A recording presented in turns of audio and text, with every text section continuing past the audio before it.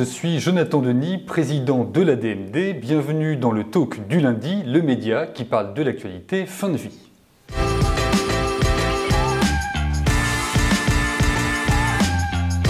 Premier sujet de l'actualité sur la fin de vie, ce sont évidemment ces deux prises de position remarquées dans le cadre de l'élection présidentielle. Et comme je le fais pour chaque candidate et chaque candidat qui se prononce favorablement à notre demande d'une grande loi de liberté, je salue en premier lieu la prise de position de Christiane Taubira dans une interview parue dans Le Parisien ce dimanche où Madame Taubira s'engage évidemment à faire voter une grande loi permettant l'accès universel aux soins palliatifs et la légalisation de l'aide médicale à mourir. Elle dit même que ce sera son prochain combat, son prochain engagement.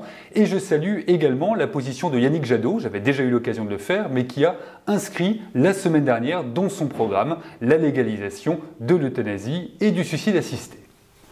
Autre sujet paru dans la presse la semaine dernière sur la fin de vie, je parle d'un article du journal du dimanche qui nous fait savoir que l'offre des soins palliatifs en Île-de-France est bien inférieure à ce qu'elle devrait être. Vous le savez, à l'ADMD, nous ne cessons de mettre en avant ce scandale d'inégalité face à l'accès aux soins palliatifs. Je vous le rappelle, cela fait 20 ans que la France promet l'accès universel aux soins palliatifs. Alors il n'y a pas qu'en Île-de-France que cet accès n'y est pas, on le sait, 26 départements n'ont pas d'unité de soins palliatifs. Il y a même des départements qui n'ont pas un seul lit de soins palliatifs. Nous cessons de mettre en avant ce scandale et rappelons quand même que dans notre pays, pendant 2 ans et demi, il n'y a eu absolument aucun plan. Et comme j'ai eu l'occasion de le rappeler dans différentes interviews, ce n'est pas le plan promis par le gouvernement, 171 millions d'euros pour 68 millions d'habitants. Faites le calcul, 2,51 € par habitant qui va faire quelque chose et permettre cet accès universel aux soins palliatifs alors que nos voisins européens, ceux qui, curieusement, ont légalisé l'aide active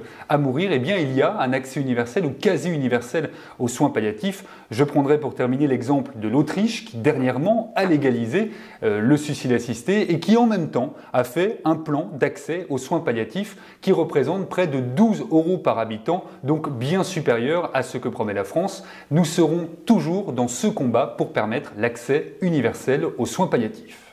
L'actualité de l'ADMD, vous l'avez peut-être vu, j'étais vendredi soir en direct sur la chaîne catholique KTO TV dans le cadre d'un débat sur la fin de vie aux côtés de plusieurs contradicteurs. Il y avait Erwan Le Moradec, il y avait Damien Leguet et le docteur Isabelle Arbaret. Ça a été l'occasion pour moi de rappeler quelques vérités sur l'ADMD face à des contradicteurs qui tenait plutôt des contre-vérités sur notre combat. Le premier sur la dignité, nous n'avions évidemment jamais dit que des morts indignes étaient des morts qui n'avaient pas lieu par euthanasie ou par suicide assisté. Il fallait quand même le rappeler parce que nos contradicteurs mentent sur ce sujet-là. Sur le sujet des soins palliatifs, c'était également important de rappeler que l'ADMD se bat toujours pour un accès universel aux soins palliatifs, alors que certains de nos contradicteurs vont même jusqu'à écrire dans leur livre que l'ADMD s'émeut de l'argent qu'on peut donner aux soins palliatifs et que donc nous combattrions cette solution. Non, nous sommes pour un accès aux soins palliatifs, mais nous pensons que ce n'est pas la seule solution. Et là-dessus, le docteur Isabelle Arbaret nous expliquait qu'il y avait effectivement dans les soins palliatifs 2 à 3% des demandes d'euthanasie pour lesquelles nous ne pouvions rien. Eh bien, il faut bien comprendre que la loi que nous souhaitons, cette loi de liberté, comme c'est fait à l'étranger, effectivement concernera peut-être 2 à 3% des décès, mais qu'il est temps aujourd'hui de permettre cette liberté, ce respect du libre choix et de la parole du patient dans notre pays. L'actualité de l'ADMD, c'est enfin cette semaine notre site d'interpellation pour toutes les candidates et les candidats à la présidentielle qui va être mis en ligne.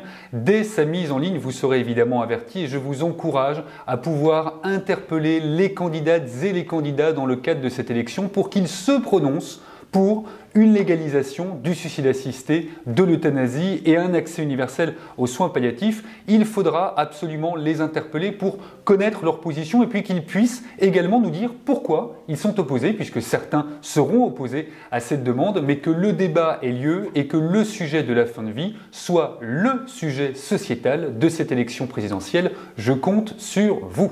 C'est la fin de ce talk du lundi. J'attends évidemment vos réactions. Tweetez #le talk du lundi. La semaine prochaine, vous retrouverez notre président d'honneur Jean-Luc Romero Michel à ma place. Je vous souhaite une excellente semaine. D'ici là, portez-vous bien.